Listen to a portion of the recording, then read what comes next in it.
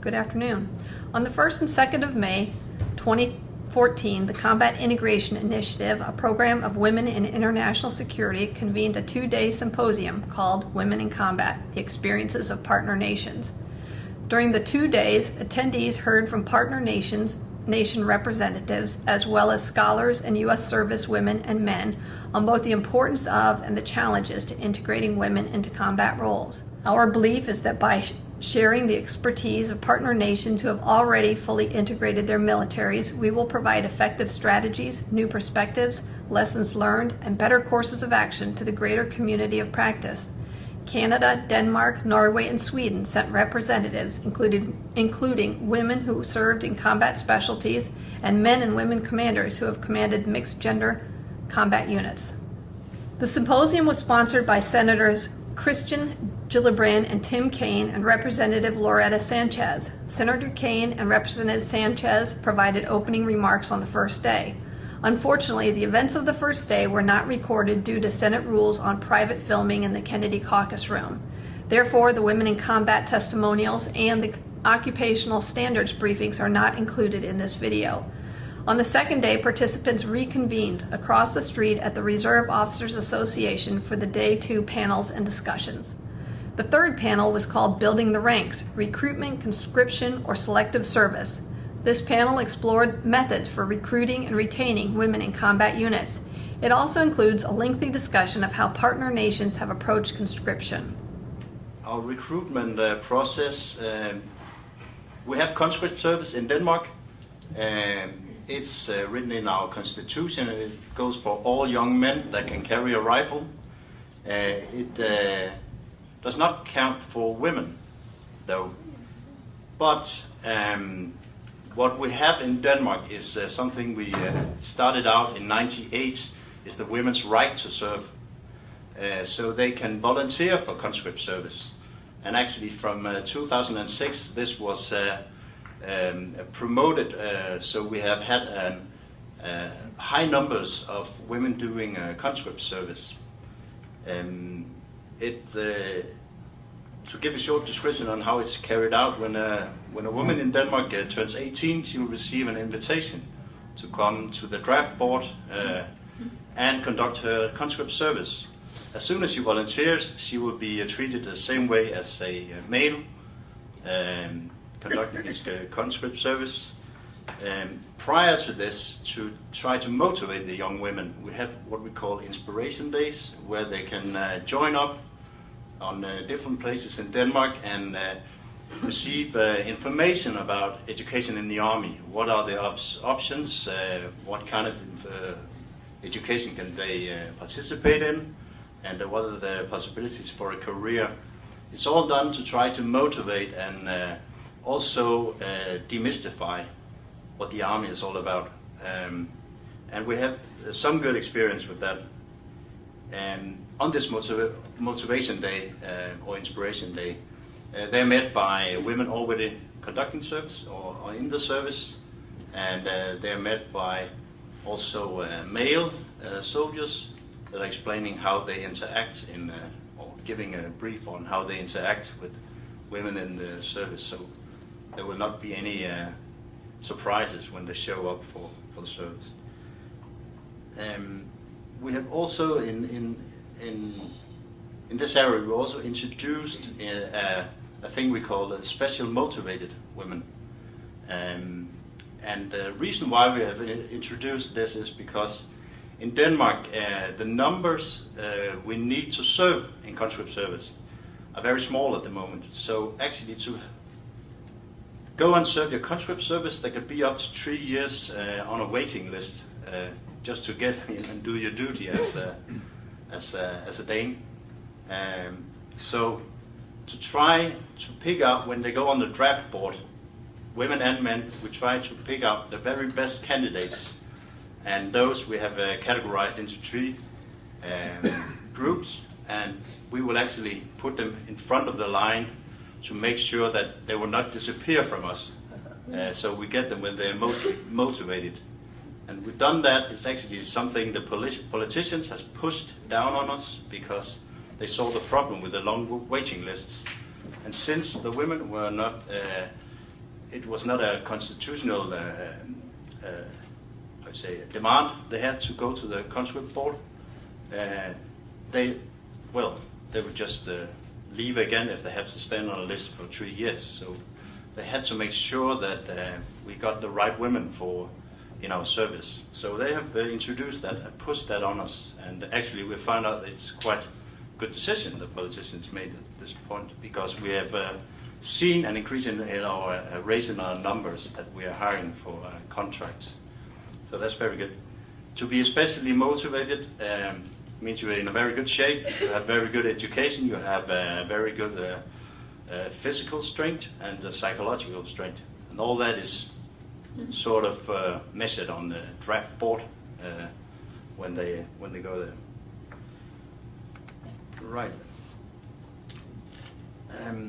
I mentioned we still have conscript service, and again that has been up several times in Denmark. If we are to abandon conscript service and turn into a fully professional army, hiring people the normal way, so it's not something that you are forced into. From my point of view, it's a very good thing we have, because we can still have a very close distance to the rest of our society. It's very important for us that we have the full support from our civilians or our nation when we're in our international operation. And a small country like Denmark, where you have all families knowing someone or having someone in the family conducting service and so on, that reduces the distance from the nation to our forces. For instance, if you look at the support for our mission in Afghanistan, that was the highest rated in Europe, actually in the world. That's partly our politicians' efforts to always explain what it is we're doing and trying to, build the support for our troops. But it is also because in Denmark everyone knows someone that is in Afghanistan, been in Afghanistan, so they can relate to that issue. I'm sure if we didn't have our conscript service, it would be quite difficult. It would be harder to have this smaller distance between our forces and society. Conscript service gives quite a good diversity, because I remember when I was at 2IC and receiving conscripts for a mechanized infantry corps down on the rifleman. I had lawyers that were going on a leave of absence and conducting their conscript service because they were forced to do it. It gives you a good span of, say, intelligence in your troops, because it has from, the not so smart to the very smart soldier, and it actually gives a good interaction, and I think that's a force we have. One other thing is that conscript service actually forces you to take a stand on how am I what do I think about the forces, the Army, the Air Force, the Navy, because you have to attend and go to the draft board, and you will be asked, do you want to volunteer, or do you want to pull a number and see if you're lucky? So at some stage you need to take a stand, and I think that's still a positive thing that we should try to make sure that we can keep. I'm sure the Swedes disagree with me. During the budget cut we have been through, and we've also had some analyzing how expensive is the system. And actually we found out that compared to a fully professional army, where we had to do a whole lot of more campaigning and hiring procedures and so on, actually it was a 0-0 sum game, you could say. Almost the same amount of money would be spent on changing the system. And again, this is a way to have a very secure line of production in our forces, that we can just turn up the volume on our drafting efforts, because it's in our constitution, and if you live in Denmark, then you will join if we call you. So that's another great advantage. I will leave the numbers to later on how we're doing in Denmark. I'll come back to that and give the word to Anna. Thank you. Actually, I think John has said a lot already. There's not so much to add. I would like to pick up a few things. When it comes to the conscript system, as I told you yesterday, we ended it in 2010, and it was only for men in Sweden.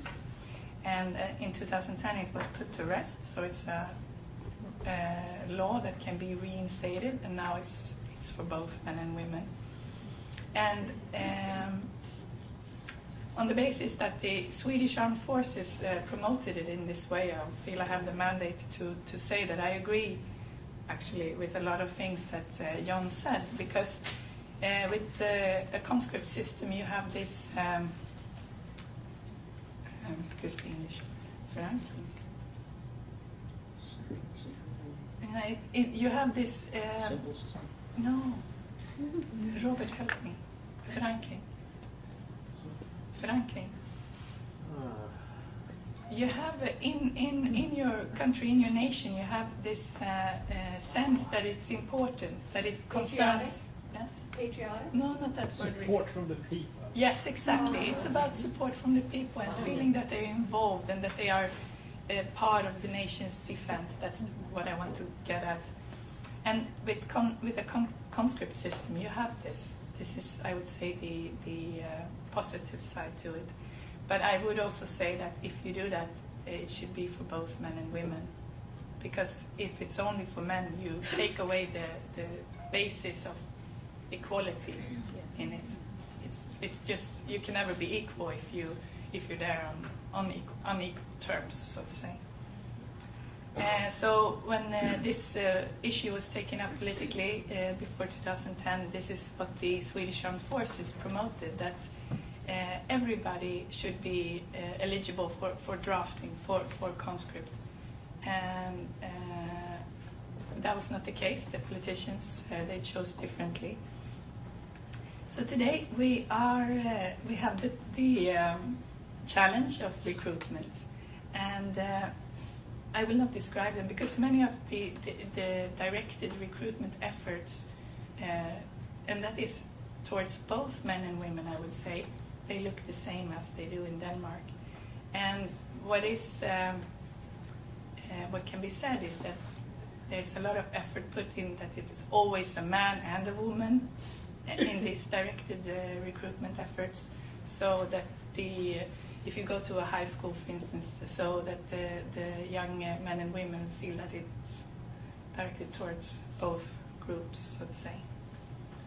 And I would also like to comment a bit on the other part, the question of women serving in combat positions. In Sweden, this is not a controversial question, but there has been one thing that I would like to bring up, and that is that we have a lot of immigrants in Sweden, and there have been some special information campaigns, you could say, directed towards second-generation immigrants and so on, and we call it open doors, I think, directly translated. And it is because they may be coming from other cultures, other religions. They might have a bit of a different view on women serving in combat. So there has been quite a lot of effort put towards those communities. And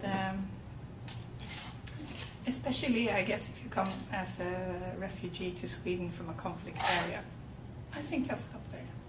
And the numbers I also take later. Okay. Yeah, thank you. Yep. I think we are we have slightly different practices in the northern countries when it comes to recruitment and conscription. Norway has kept conscription so far, and in a political view, it will probably be like that for many years coming. even though there has been a debate on whether we should keep conscription or not, from especially the former chief of the armed forces, he was actually debating to get rid of conscription because he is more fan of listed service. But from a political level, that conscription is staying in Norway, and as of this year, it was, or it was, I think it was this year, or was it maybe last year? It was our selected politicians actually passed a law which also included women in the conscription in Norway as one of the first countries in the world. That's a major step. It's been debated in many years. Actually, the first time it was debated was right after the Second World War, where the military itself wanted women to be conscripted as well as men due to the what they did during the World War II. But then at that time, the politicians didn't want it. So we had to wait all the way until 2013 to get that law passed. Going over to recruitment, this new conscription law, equal to both men and women, will probably have a major impact on recruiting both men and women to the armed service. There's a lot of promoting videos and pictures who appeals to both men and women and the diversity of the society in our country. And I'm especially fond of one of the latest commercials, which is made for the armed forces, where they try to appeal to the Norwegian population in general, and they appeal to the national feelings of Norway, related way back, and it has a headline which says something about for what we are and what we have, and it's our duty to take care of that and to secure it somehow. Another special thing going on in Norway about recruiting women into combat units especially is a project ongoing starting from this summer. It's recruiting female soldiers to special operations forces.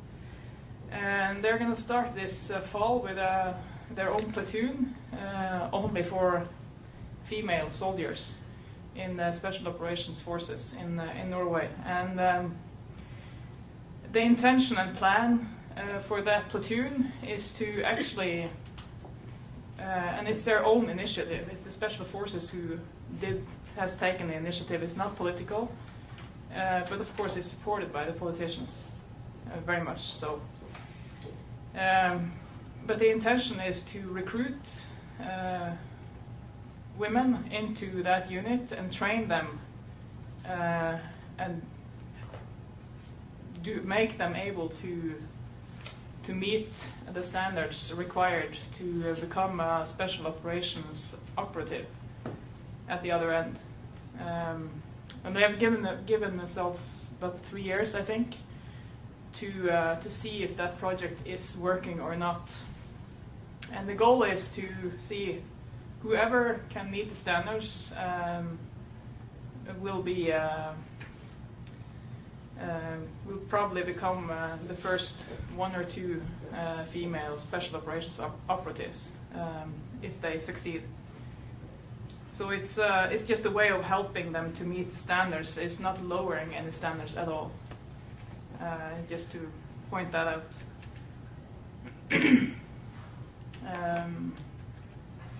Yeah, in general, according to our population, the citizens, what I see in the media, our population, the Norwegian citizens, are very positive to anything that has to women in military service. There's never been a negative debate on the topic. It's a natural thing, kind of a part of the society. Actually, after the law of conscription was passed this last year, there was hardly any written thing in the newspapers or in television. It was just like a note. Okay, now we have passed this law. It's a good step. It's perfect. And then when you interviewed people on the street, there was that, yeah, perfect. And there was no debate, nothing. It was just a natural thing. So, yeah, I would say I think that's should be it, and you can rather ask questions. Thank you. Although we don't have conscription or the draft in the U.S., and we haven't since 1973, related to the Combat Integration Initiative is another law that requires the registration of young men between the ages of 18 to 26. And so the Selective Service process is unique to the United States, and Lonnie is going to give us a brief history on this particular aspect in the United States.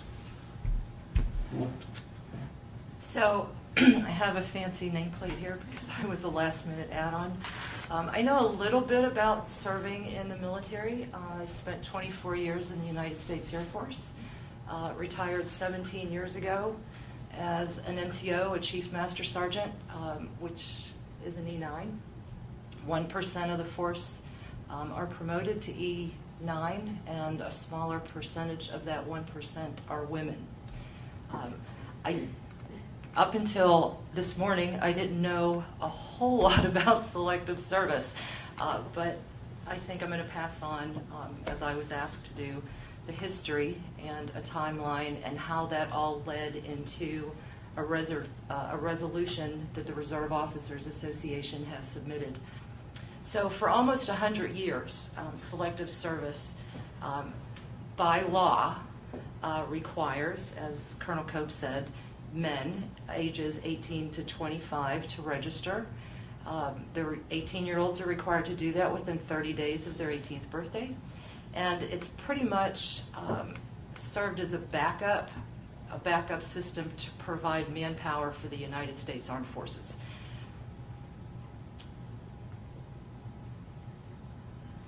This registration process collects names and addresses, contact information of all of these individuals, and then Congress and the President can determine whether or not, if a rapid expansion is needed, they can go to that in a lottery system. This is a by-law requirement. There are consequences if that population does not register in Selective Service, and those consequences range from it's a felony, number one. There are fines up to $250,000, up to 5 years in jail. And some of the other impacts is that individual would never be eligible for federal employment, naturalization, those types of things. So it's pretty severe if you don't pay attention. I know that everybody just finished lunch, and so trying to cover 100 years of a timeline history, I will make this as painless as possible. The Selective Service System law was passed in 1917, and our military draft was discontinued in 1920. 20 years after that, President Roosevelt signed another act, which created our first peacetime draft, and it established the Selective Service System as a separate federal agency. From 1948 until 73, peacetime and periods of conflict were filled, that couldn't be filled through voluntary means, were tapped by the Selective Service. And then in 73, the draft ended, and all military service from that point forward became all volunteer.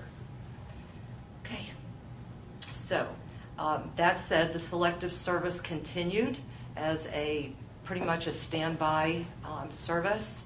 And there were a lot of conversations between then and now about how that law might be amended.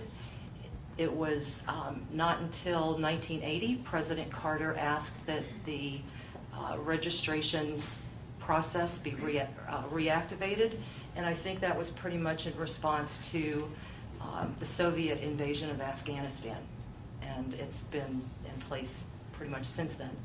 The primary reason that at that point when it was reactivated that women were not included in the registration process, according to DoD policy, it was because women were not in combat positions and that there was no need to draft women. Since then, there have been a lot of conversations with other presidents about how this law could be amended. Societal impact is another one of those reasons that the law has not been amended. But if we fast forward to now, I can explain how that all works. I understand that there right now are 16.2 million people registered in the Selective Service. If I was told, I spoke this morning to a prior director of Selective Service to try to get my facts straight, and he explained to me that about 30% of the individuals that were part of Selective Service wind up not being qualified, which leaves 70%, and I think that's like 11 million people, which should adequately cover any sort of expansion that is needed in the future. One of the interesting things that he did tell me is that in the lottery process, the numbers, your lottery or your Selective Service number is sort of like on a lottery ball, and those balls are pink.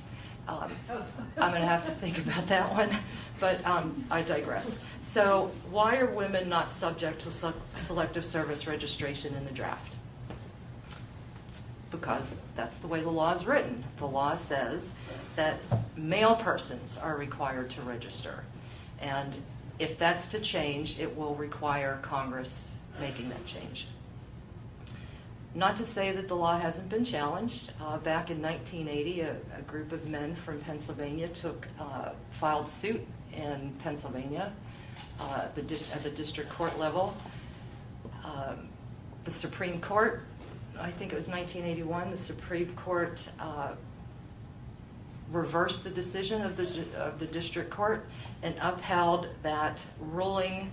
The ruling was that there was no violation of the Due Process Clause of the Fifth Amendment. The Fifth Amendment, I believe, is abuse of government authority. I think we might have a lawyer in the room who can validate that.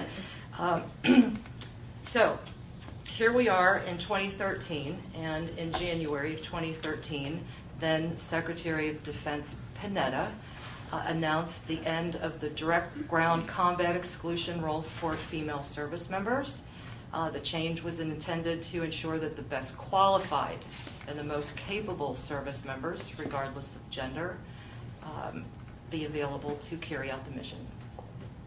He added that if members of our military can meet the qualifications for a job, then they should have the right to serve regardless of creed, color, gender, or sexual orientation, and directed that all of the military services evaluate their occupational performance standards. That process is in place and is set to be completed by January of 2016. Once the policy is fully implemented, military occupations will be closed to women only by exception and only if approved by the Defense Secretary.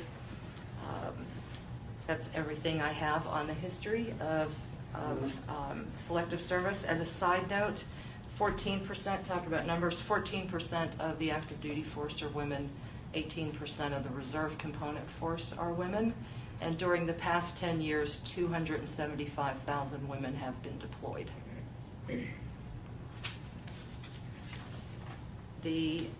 All of that leads to the Reserve Officers Association submitted a resolution in March of 2013, and I can read that, but basically the bottom line is that ROA supports amending the Selective Service Act to require the registration of women ages 18 to 25.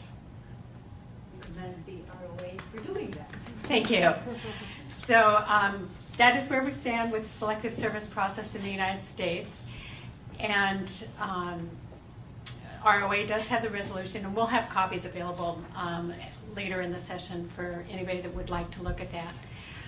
But looking back at our other services, our foreign partners, what percentage of women serve in your regular military and also in your combat specialties? If you have those figures, just to give us a rough idea about numbers.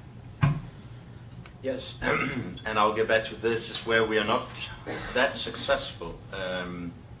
Right now, the latest numbers we have from this year is that approximately 6% of our forces in the Army, that is women. In the Navy, it's 7%, and in the Air Force, it's 8%. So the Army is, well, behind the two other in this matter.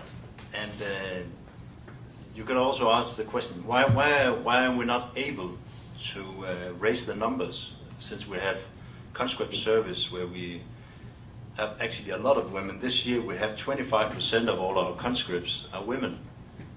Why are we not able to sign these women up for contract? Actually, there's a lot of investigation going on right now, looking in why are these women not willing to sign a contract, because we want to sign contract with a lot of these women because they are actually very capable and so on. The latest research paper we have on this, where we have interviewed all the women who conducted their conscript service, volunteer conscript service last year, gives some indication on why this is quite difficult for us. And it seems like the women coming to serve in our conscript service, first of all, they have sort of a higher education than the men serving. They regard the conscript service as a kind of adventure training, and it's just a bump on the road before going into higher education, university, and so on. So it's trying to, well, what they tell us is that it's building up their confidence, and they're getting a good experience that would, well, make them stronger for meeting the new challenges in the civil life. So they are very determined. They know what they want. Unfortunately, a career in the Army or Navy or Air Force is not one of them. So what we're doing, putting a lot of effort into right now, is trying to brand ourselves both in Navy, Army, Air Force as a place where you can actually get a career, also academic, because that is what most of our women are going for right now in Denmark. So that was the numbers, but again, these numbers from our volunteer conscript service, they have really exploded the last 5 or 6 years. Again, some points that our latest engagement in Iraq and Afghanistan is painting a picture of our army as being in combat all the time, and trying to explain that as something that is scaring the women away. And the latest interview just shows the opposite. So that has been, well, talked down again, definitely. Again, we're working very hard to try to find out why we're not able to hire more women. They're definitely qualified, more than we're hiring. But we are not sure how to do this yet. We can just see that we're not living up to what we expect, unfortunately. So that was the numbers, quite low. Anna? I have a... Can you hear me? Despite my voice? You have the numbers there, and I don't really see it myself. Yes, you can see in the second last bullet, when it comes to women in combat service. And then we're not counting the special forces because I don't know their numbers. But we do have them. And when it comes to commenting on why we're not better than this, there are no official records or statements on this, I would say. And I cannot say if there has not been any recent research either. Would you know of something, Robert? No, From earlier, it's from the 90s? mostly just this speculation about the Yeah. heritage of conscription, Yeah. that it's seen as a place where boys are taught to be men, and it doesn't include women. But otherwise it's tricky, since it's a very gender equal society, and most other professions we're doing pretty well. And also political representation we're doing extremely well. But the military profession, it doesn't translate into that. One can also, again, speculate if there is a small group of women who like the current nature of the armed forces and join because of it, or thanks to it, and whether the rest of the female population would like to see a different kind of an organization, a different organizational culture before they are willing to join. And when female conscripts try it out for a few months and feel that, well, this seems to be a bit of an old boys network with a very masculine culture where we are not feeling particularly welcome, then that might scare them off more than the idea of combat. Norway? Yep. Yeah, when it comes to the numbers in general, between Army and Navy and Air Force, it's about 9% female or women in total for both or all three areas. In our NCO schools, as I mentioned before, we have about 20% women recruited every year. I believe the reason why the result is like that is probably two answers to that. The one answer is, like it was pointed out from the Danish section here, is that women naturally seek higher education. They are more they have more goals earlier in their life, and an NCO education or school is just a part of that road before they go to a higher education on the university. So that's just an opportunity on the road. Instead of going through a conscription year, and you basically just get a little bit from that instead of doing an NCO school and get a leadership education. I believe also, I have no scientific answer to that, but it would be interesting to see how our recruitment will be affected by the new conscription system, because traditionally women has not had the same access to information about military opportunities as men in our country. It has not been an issue at all. Men has been forced to join our forces in many years, and it's been a natural part of their life, and therefore they have been more interested in seeking information than our female population. Just to use myself as an example, I had no idea what the military was before I was 18 years old. There was no tradition in my family for it, and it was just a coincidence that I got to know about the opportunities. So here I am, and I'm sure it's likewise for my female colleagues in my country. So with the new conscription system, I myself believe it might change, because they know that they have to serve somehow, and the information therefore is more available for them, and the numbers might, as I'm saying, might go up. Not sure.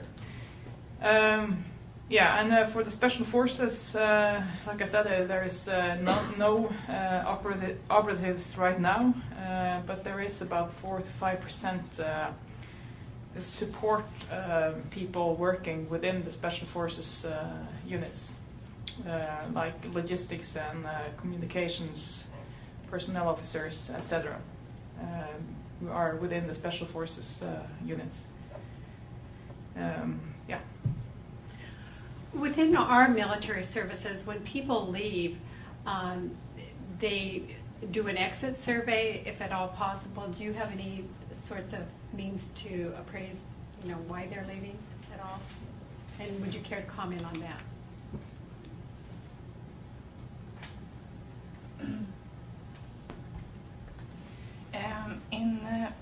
In Sweden, we had last year we actually had a very big network meeting, and these questions were brought up. And the problem at the moment is that it's mainly OF1, OF2, so first lieutenants and captains that are leaving. And this is believed to be in relation to that's when the time when people are starting to have families and children and so on. So this is was how do you say push for the armed forces to try to deal with these questions, to make it easier for women, because if they're gone because of maternity leave, that they will not get behind in their careers.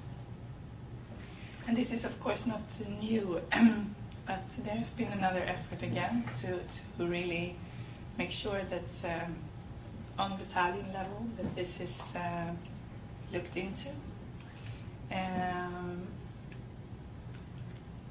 As you said, in Sweden it's also mandatory that you fill in a form. So yeah, I would say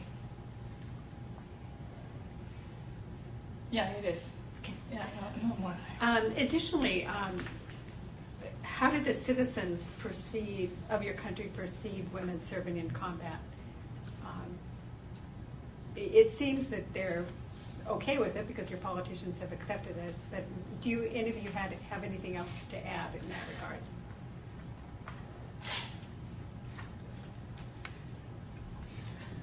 I can try. I think you have to understand the culture in the Nordic countries, because it's like it's accepted what a man can do, a woman can do almost. Like it's a natural thing. So it's never been an issue. It's never been discussed actually, not to my knowledge anyway. It's not something that raised a debate. Actually, I was ADC to the Chief of Army when we had our first casualty, women casualty in Afghanistan. She was killed in a roadside bomb. And we had talked about this before, because the Chief of Army handles all the ceremonial in these matters, and see what will happen the first time we will have a woman casualty.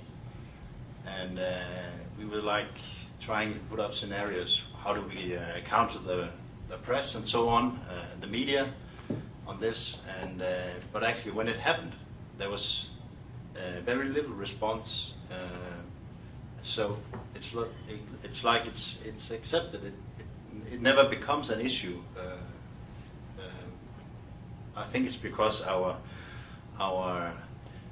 laws of equal treatment and so on are so grown into our societies that if a man can do it, a woman can do it, and so on. So it has never been an issue. I don't know if you can explain it better. Okay.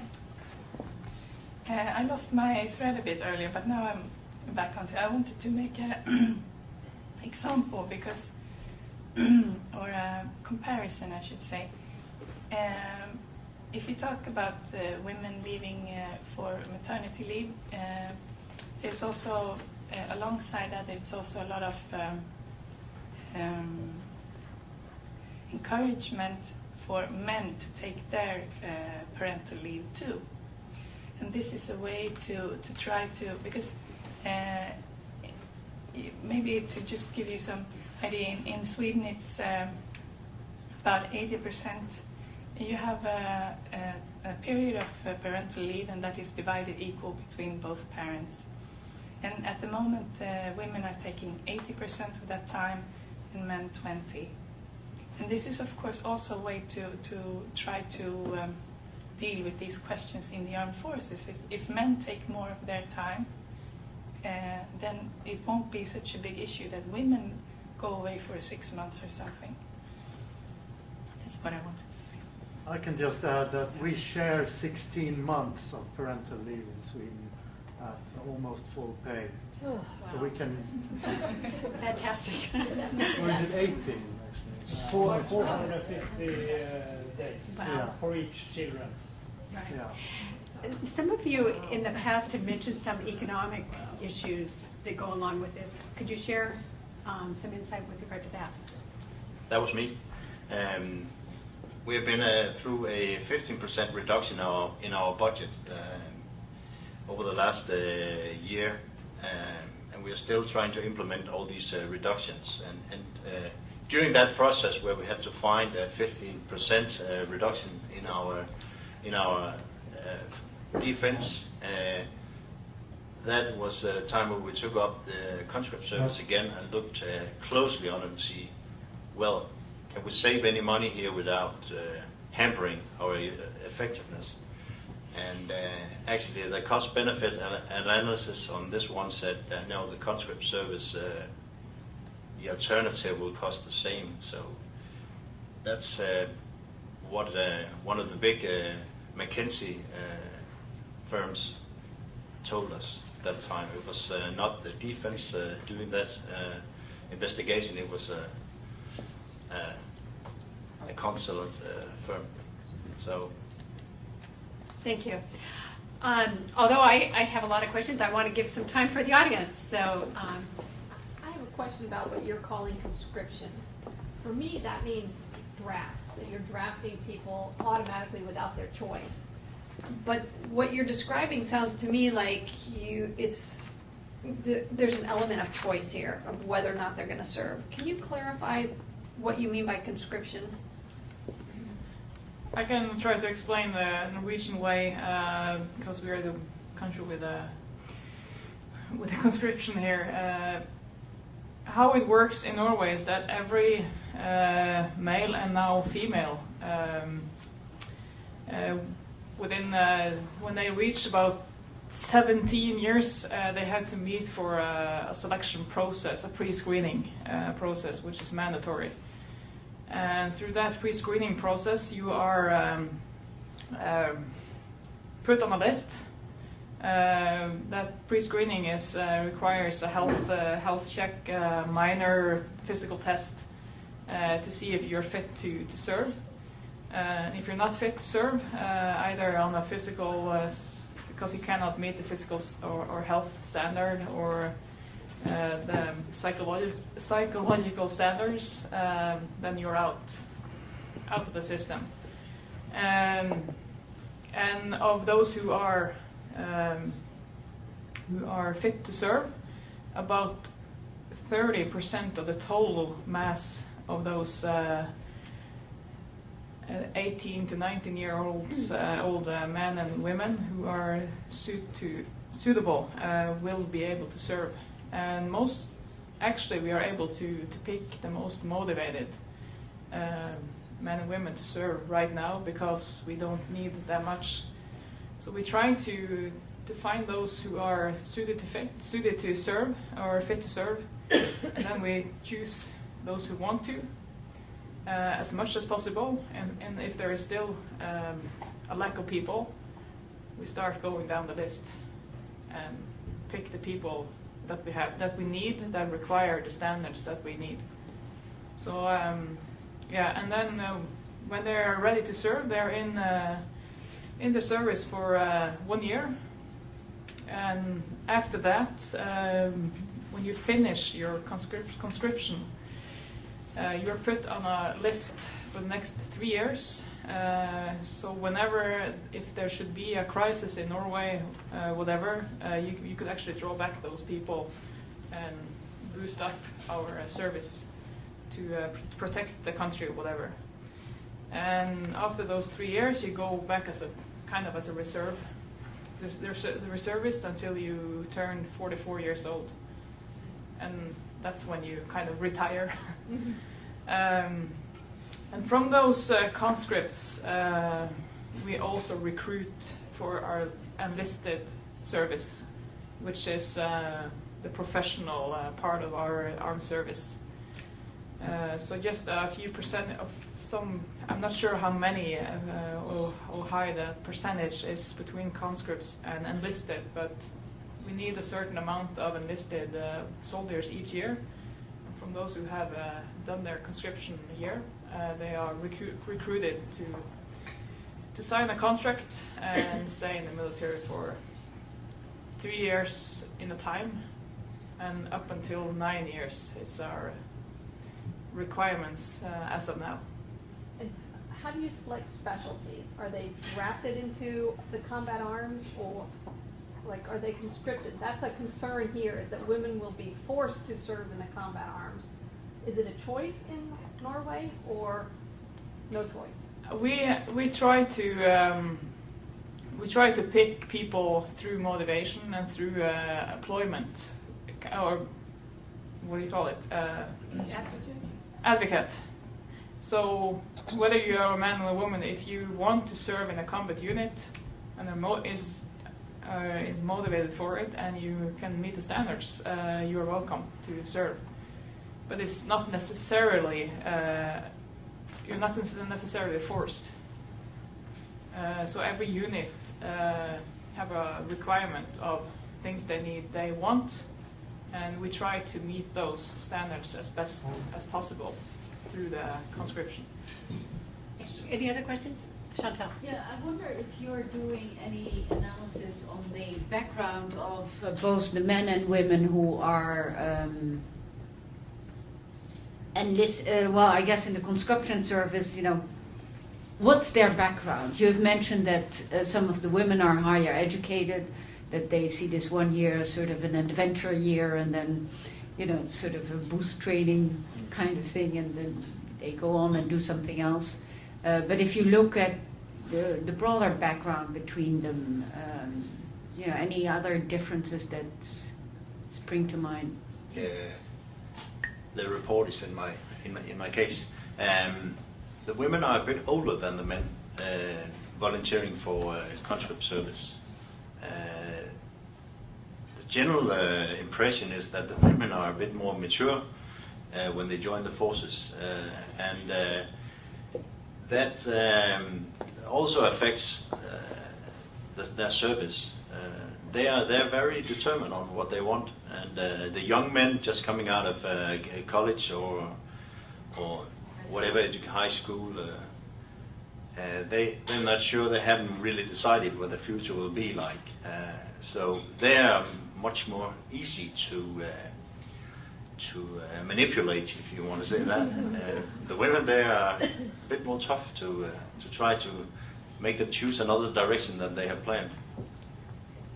That's what the investigation or the report says anyway. So, if I understand correctly, so Norway has conscription, or it starts next year, yes?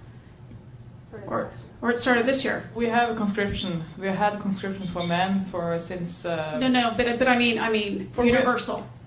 For both women and men. Yeah, both women and men. It starts next year, but the law was passed in 2013. So it starts next year. So does that mean that among your conscripted forces that it will be equally divided between women and men, and so that 50% of your conscriptees will be women and 50% will be men? Not necessarily, because it's still, like we said, we have a pre-screening process, and among those people who are fit to serve, only about 30% will actually serve in practice. So it might still be just 20% women when it comes to the praxis. But I wouldn't know. Okay. But the aim for the politicians is to try to increase the amount of women serving.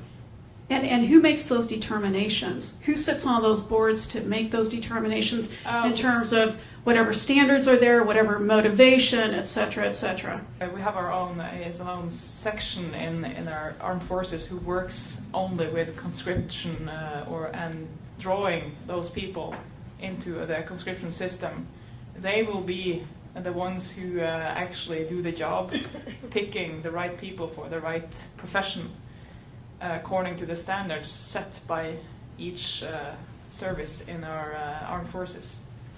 So it would be their job to actually pick those men and women who are the right people for the right job.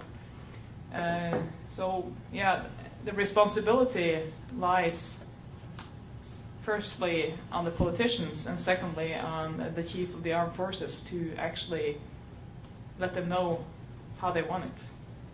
Maybe a two-finger. I think there's actually a bias towards letting more women in the Norwegian case because there's an obvious political demand that is put on the military to do this.